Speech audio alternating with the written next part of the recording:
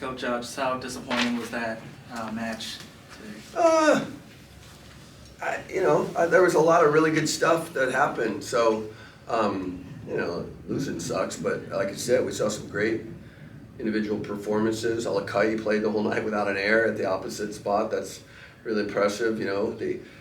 We wanted to get the middles more involved. We did. The first set was pretty flawless, right? We didn't make many errors at all, and then we got a bit neurotic from the service line.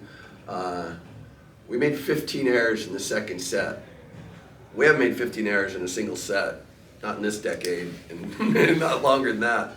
And really, that's kind of, you're playing a good team, and you literally just hand them. I think they had 9 kills in the first set, and we were averaging 14 a set, hitting over 500, and we made 15 errors. They didn't have to do much, and you handed them one, and a team like that that's good enough, they can win one on their own, and anytime you're in the fifth, it's a coin flip. So, I think we'll be a lot better going forward. It's good to get out there, and we got some guys dinged up, and we don't have everybody available. So, I think when we get the full roster available, we'll be even better. And like I said, a lot of good stuff happened out there tonight, and we'll just learn from it and move forward. What about the adjustment in the Fitz said about switching up the rotation? Yeah, it's rolling the dice. You know what I'm saying? At that point, I thought Chaz was getting gassed a little bit, and Keone's been such a spark for us at times, and so you give him a shot and spin it and put him out there, and get a couple of blocks. He did some good stuff, like I said, but we put him in that spot so we could go back there and serve twice. If those are 2 aces instead of 2 misses, then I'm a genius. Instead, I'm an idiot. So I don't know, but look, you guys worked really, really hard, and you want to give them a shot in a high leverage situation where it counts now, and just is. Yeah, what was it like, having all those service errors as a team? Did it kind of get to you guys mentally? Yeah, it's not just the mental, it just slows down the tempo of the game.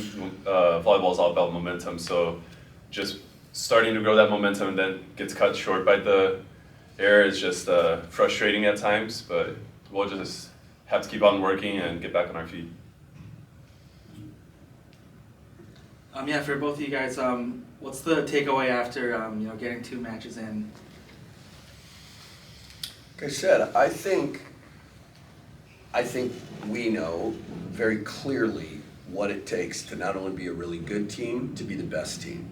We've played in the final match here for quite some time. We've played league championships, national championships.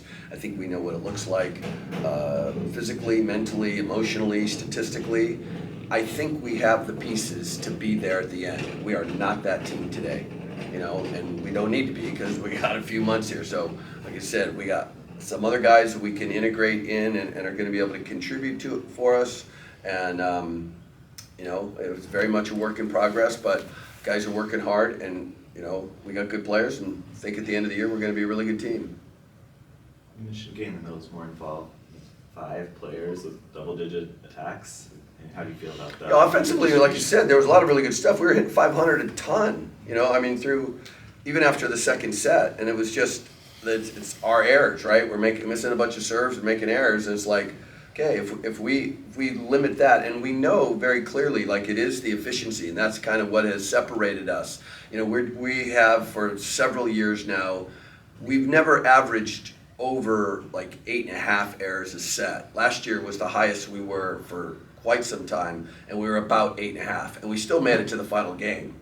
There have been times through there where we've been 5 errors, 6 errors, 7, 7.5. If you're in that realm, you'll be the best team. Anytime you get past 10 errors a set, it's hard to win any set, and especially against a really good team. So like I said, in that second set where we make 15, you're just not going to win that set. And if we, you average it out to what we did, it's like, yeah, at the end we're pretty medium. We're good offensively, but we got to be more efficient to be the best team.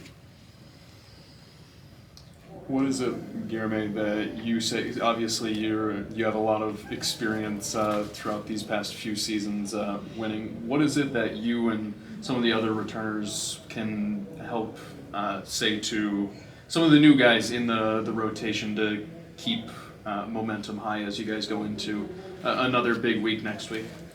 Yeah, I mean, there's a lot of people that are just now starting to get into these very high level matches and stuff, and it starts getting to be a lot of a mental game.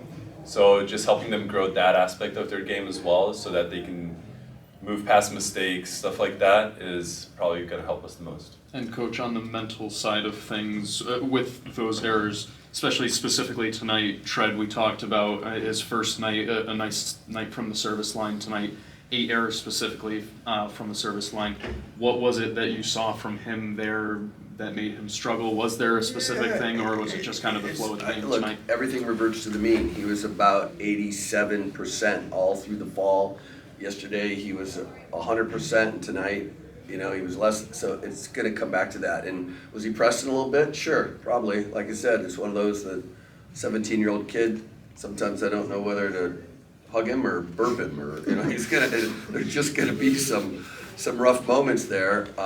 But never is it a lack of effort, a lack of desire. He's talented, and he's gonna work on. And he's got some shoulders a little heavy for him right now, just coming off double days, and wasn't great. That will get better as the load decreases here. We're not practicing twice a day for a while. I think you'll see it get better. And look, as good as the kid is, he's got a lot to get better at. There's no question, and that's the exciting part. Like, we can hit that kind of number offensively, and knowing that he's going to be better, it's pretty exciting.